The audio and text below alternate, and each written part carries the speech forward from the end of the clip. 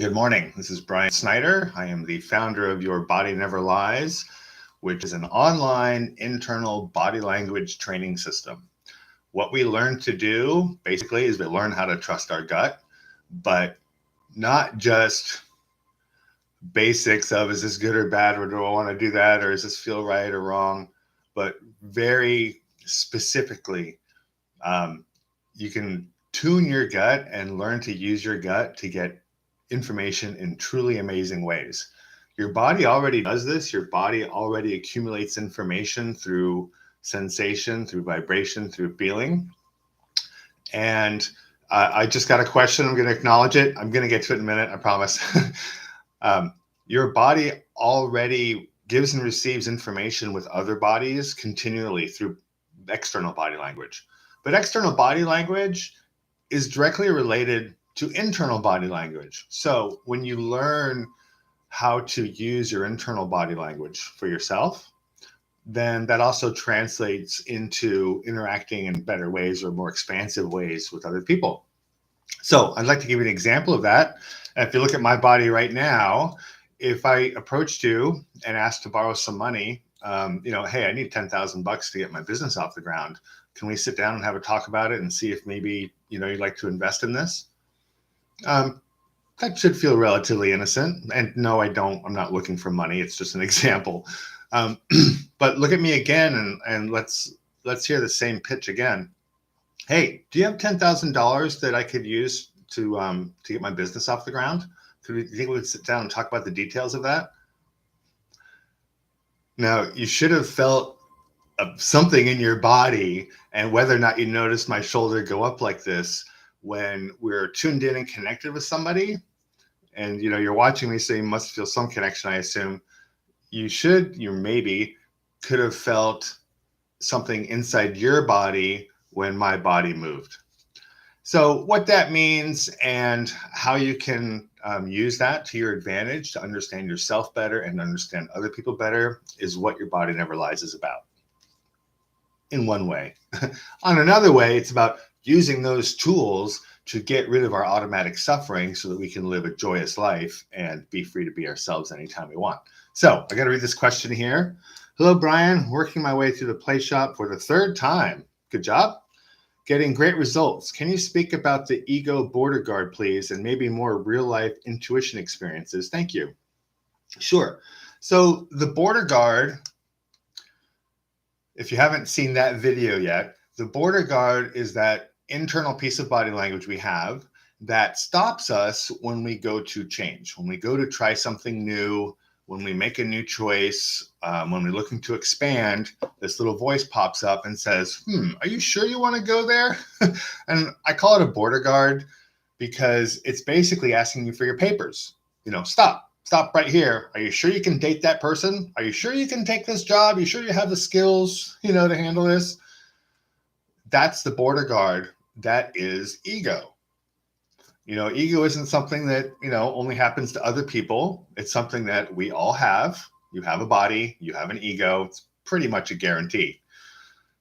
So identifying where ego is so that you can basically unravel why it's there and give it a better way to do its job. So ego's job as the border guard is essentially not to prevent change. Its job is to keep you surviving. And to keep you surviving, it wants to recreate the past, basically, because you've already survived your past, no matter how terrible it was. It doesn't matter how terrible it was. You are here today. You survived it. Therefore, your ego, in its infantile reasoning, believes that if it recreates your history, then you will continue to live. You will continue to be safe. And that's really, one of the big mechanisms that Your Body Never Lies is looking to unravel. So you're asking me to speak more about the ego border guard. That's what it is. So let's talk about unraveling it, because that's really what the Playshop is about, right? The reason ego is there, the reason the border guard is there to prevent change, is because when we were born, we felt disconnected from source. So this is in the healing story video. And if you haven't gotten that far yet, then, go do the play shop and then come back and ask questions. When we were born, we were disconnected from our mother in a way that was unexpected, basically because we didn't know what was going to happen next. Nobody told us. So that enforced or unexpected disconnection made us feel that we were being disconnected from everything, right? Disconnected from Creator. And that's what ego is replacing. Because we feel disconnected from Creator, we created this internal program to keep us safe, because Creator is no longer there to keep us safe, right? Or Mom, right? Well, you don't have to agree with me. I'll just nod. Just, even if you disagree or don't know how that fits yet, just follow along the math here. So when you go to try something new, if you've never done it before, that infantile ego doesn't know if it is survivable or not. And so it's going to do everything it can to try to prevent it. And that can, if something new is happening that you are not in control of, it could get you to act out or get you to run away. Or if you're actively trying to do something new, right, it's going to make you feel that you're not enough. Maybe you're the first person in your family to go to college. What's that going to do? No one that you trust or feel connected or close to has ever been to college. They can't tell you what to expect. And so it's totally brand new. And so, of course, ego is going to try to do everything it can to prevent it.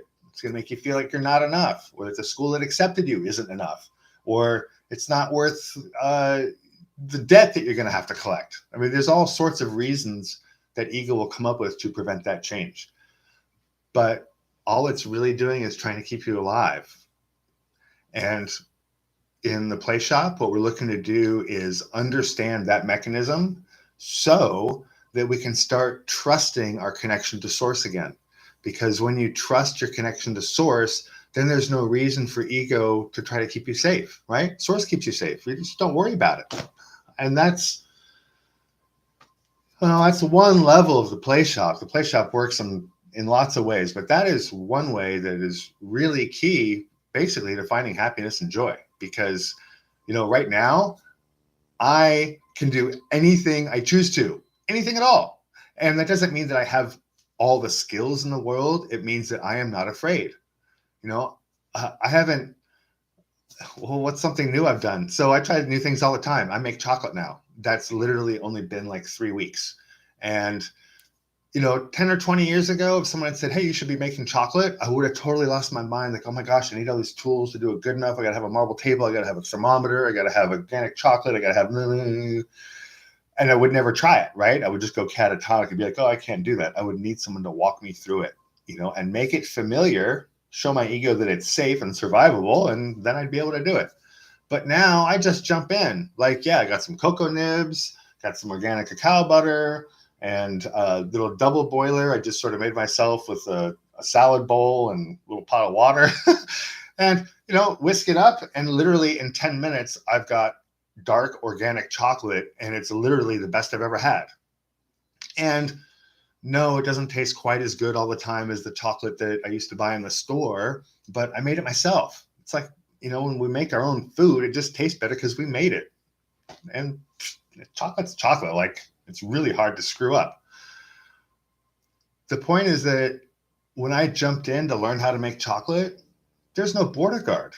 There's no ego saying, oh, you can't do that. Oh, you don't have the tools to do that. You're not good enough to do that. What do you know about chocolate? Woo. Like, I used to have that voice. I know what it's like. It's shitty. But that voice is our own creation. That's really good news. That means it wasn't added to you by somebody else. There's no outside force that you have to, ask for or ask help from to get it done. All you have to do is reconnect yourself to source. And the way you do that is unravel the lie of disconnection from mom. Because when we were born, we told ourselves we were being disconnected. So this play shop, you unravel that and you recognize, oh, I wasn't actually being disconnected. And, this all washes out. So that's the first part of your question. I hope that answers that. If not, chat some more. Also, come to yourbodyneverlies.org and you're welcome. And, send me a note. I'll get you into the college. And I'd love to have you there. And then I'd love to hear your take on all these videos, because I am going to reshoot the entire play shop and have it in a slightly new format. I think it's going to be condensed, maybe a little more streamlined at the college. And if you'd like to try it, this person, MB, who's writing me, send me an email. You'll find it at yourbodyneverlies.org, and we'll get you in. So part two, you're welcome. So real life intuition experiences. So, wow, that really happens all the time. I'm going to think of a time when, okay, so intuition experiences. My daughter is almost 2.5 years old. So I spend, 5 or 6 hours a day with her, which is way fun. But one thing we do is we walk through the neighborhood. And my neighborhood is sort of not sketchy, but, there are stragglers here and there. And I just tune into my body and I let my body choose which way to turn when we get to a street corner. So if it feels good in my body to go this way, I go that way. And if it feels good in my body to turn, I turn. And plenty of times I make a turn and then I look back and I notice, which I couldn't actually see before.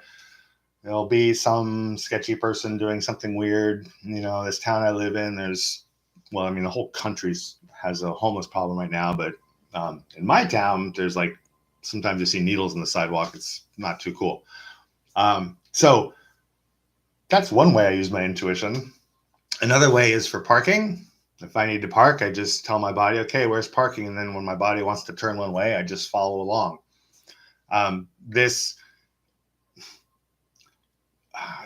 Intuition is not this separate thing that we have to teach and train to. It's just what we have to listen to or get to listen to, because intuition's happening all the time, but ego gets in the way of it. And it naturally does, because we can't explain where intuitive information comes from. We just can't. There have been times when I wanted to leave the house and then I stop at my door and it doesn't feel good to leave yet. And I wait and I wait. 20 seconds goes by and then it feels good to leave. And then boom, I open my door to go outside and, 20 seconds down the street is somebody who's coughing. So, by trusting my body, I knew not to go outside when somebody who was sick was basically just, a few meters or yards from my front door. Does that matter? I don't know. But, whether that was intuitive information or whether I somehow knew or just had a pit in my stomach, there's no way for me to say. I can't say that when I approach my front door, I then ask myself, okay, is it safe to go outside? Because that sort of be-awareness is really annoying. And I know that there's some mindful exercises that sort of put us in that state. It's not really a good place to be, I don't believe. I do not check for safety. My body just does that in the background. So if my subconscious feels unsafe, it lets me know. And I don't know. I can't explain how that works other than to say when ego gets out of the way, there's a lot more information that just becomes available. That's at the play shop level. Now, if we want to do more training, you can get into learning how to move energy and how energy feels. You start to get more in tune to your internal body language, and then you can pull energy toward you or let it fall into you. And you can also send energy out. You get a lot more energetic information just from your environment. So someone new pops into your personal space and you can suddenly tell if, you've got a really good rapport. You don't even have to talk to them. You can just totally tell if you're going to be friends right away, or you can tell if they're creepy, or you can tell if they're, coming at you because they want a job or they're trying to steal your money or, if they're scoping you out or if they're actually really good people. You just feel that in your body. And that, with training and with practice, because this training does take a bit of time and practice, eventually that kind of information can come from anywhere. So when you go into your garden and you look at your tree and you just feel kind of sick, or you feel thirsty and you realize, oh, that tree needs water. Because when you put your attention on something, you will, with empathy, feel in your body what it is feeling. And I say it because this doesn't only apply to living people and trees and whatever. It applies to everything. And at the end of my 10-month program, well, I don't teach that anymore because by now I teach the online college, but I used to take students to the casino. And what we would do is you walk through the casino and you just feel it. You know, you walk by a machine that's ready to pay and your whole body goes, blah, blah, you feel all these tingling sensations everywhere. And we walk by a machine that's going to pull your money. It just feels heavy, and you can actually feel drawn to it like a well. Those sorts of body sensations arise naturally when you learn to unravel the ego mechanism. And, you know, this online play shop, it's going to reduce ego strength by at least half the first time you do it. And then you do it again, you peel another layer. And then the third time you peel another layer. Eventually something clicks. And I never know when that is. For some people, it happens in the first couple hours of the live class. And in other people, it's taken 6 months of reviewing the play shop like 10 times. It doesn't matter how long it takes, because what you're working on is, it's just so close that once you spot it, once you recognize the lie that you created when you were born, or about to be born, or just after being born, once you recognize that feeling you had around what was happening, when you realize that your interpretation of it was incorrect, when you realize that this feeling of being separated from mom was a natural evolution, and that you weren't actually being separated from her, you were just being physically separated from her. And there is a bit of a difference. When you get this, the whole world really changes, because you realize that we can't really be disconnected from each other. And this is true in quantum physics, and I get into that at the college as well. But at that point, intuition is no longer the separate thing that you can look at over there. Like, intuition is just the way the world is. And one way I've described it to my students is that we go from experiencing the world through our mind to experiencing the world through our body sensations and through our feelings. It doesn't mean necessarily emotions, but through sensations in the body. So when somebody smiles, if it's a genuine smile, you can feel the happiness in your body. If someone's giving you a fake smile, you feel that in your body. You don't need to ask them or figure out if they're really happy or sad, because you can feel it in your body. And that's really what we're shooting for. And when you get to that place, and you can also give and receive and move energy with other people and with your environment, and then suddenly you really become a bit of a spiritual warrior. Because when you're walking around town and you suddenly feel this negativity over there, you'll be able to use energy to dissipate it without interacting with it physically, without anybody even realizing that you're dissipating it, you know, which is really funny. I've seen people argue before, and it's all this like energy like this, and they're not even actually, if you listen closely to the argument, you realize they're both saying the same thing. They're just using different words. So they're not actually, there's no actual contention between them, but the energy, they're both so high energy that it's creating this wall between them. So, you know, you can learn how to dissipate that wall so that people can get through their arguments and realize, oh yeah, we're both saying the same thing. That kind of energetic play with the world is what I'm looking to create. And I'm looking for people who would like to play in the world in that way.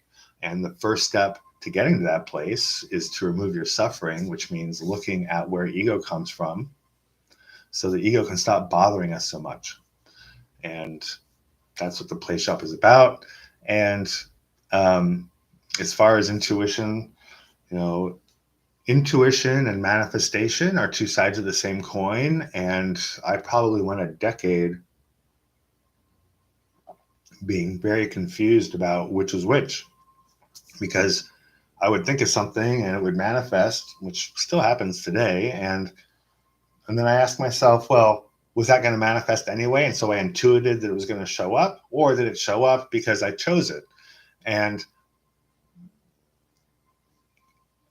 Well, I don't know what the difference is. Like I'm just aligned with the universe and the universe is aligned with me. So everything appears magical, whether I chose it and then the thing appeared, or I intuited that the thing was going to appear. And so I chose it. I don't know what the difference is. I don't know. But what I do know is that it's just about the feeling of connection, because when we feel connected, we literally are connected. That's what's amazing about body sensation and feeling, is that it always tells us the truth. And that's why if you feel connected to me and I go, hey, can I borrow some money? Or if I say, hey, do you want to go on a date? Right? You feel that in your body because you feel connected to me. If you don't feel that, if you look at me and I say, hey, yeah, I'd love to do that job with you. Let's go hang out. If that doesn't feel strange to you, then we're probably not actually connected. But if you feel connected to me, you should also be feeling those things in your body. And that's just a great example of what I'm talking about. So please, if you've got any more questions with the Play Shop, do call them in. If you'd like to experience what it is I've been talking about in this video, you can do the Play Shop for free here at YouTube. It's here at my channel. It's a playlist of videos called the Your Body Never Lies Play Shop or the YBNL Play Shop. If you'd like to get a little more help and come to the college, just come to yourbodyneverlies.org. There's all the information you need there to get to the college, to register and get started. What I offer, I consider to be priceless, which is why I don't charge for it. Like, who could afford this? It took me 30 years to figure out. No one's going to pay me for 30 years of my life. So whatever. But what I do charge for is my time. So when you come to the college, you aren't actually paying for classes. You're paying for the time it will take me to answer your questions as you go through the classes. And anyway, to that end, I hope this all works. And I hope to see you there. And if I don't see any more questions, there's no more questions on the chat here. So I think I'll probably end in just a minute. It does feel like an early morning. It's my maybe third cup of coffee. Good gosh. All right. Well, no more questions there. And so hopefully you'll watch a couple of videos. Anybody who's watching this now will come to the Play Shop, watch a couple of videos, and then come back next Saturday and ask your questions. We'll get you through this. The YouTube, there's no charge, no donations requested, nothing for what's happening here on YouTube. But if you do want my personal time at the college, you do pay for that. So that's about. And I guess we're good for today. So have a good one, and see you next week, I hope. Ciao.